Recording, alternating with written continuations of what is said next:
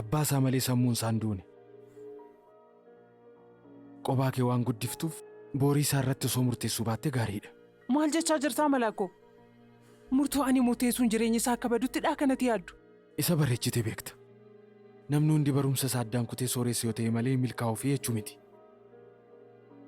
Lamaan keessan iyyuu wal morkachaa takaaroo kaastaniif ammaan booda obsan qabu. Garuu homaan dhaga'uun barbaadu. Ijoolleen keenya hiriyoota. Inni immoo barataa kootii fi miseensa maatii kooti. Kana caala wanta tokko iyyuu haasa'uun barbaadu. Ifadhaa. Amma gara mana kee deemuu dandeessa. Akka waan lu'ul badeetti mucaan koo eessa yeroo itti mankaraaruun sirraan eegamu Bileen. Inni as jira. Bilee yoomii garuu of malee nama biraa dhaga'uu kan bartu. Dhiisee Malaakoo. Ati akka maatiitti ni yaaddaaf taanaan anaanis immoo akka haadhaatti na hubachuu qabda.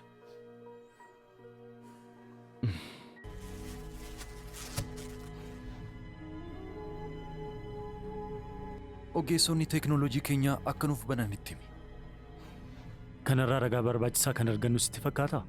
Osoo ta'uu baate Mabiraatuun hin dhoksu ture.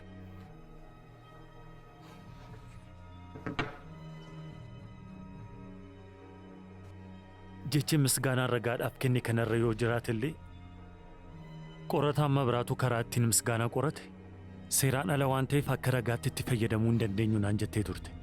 Eeyyeen.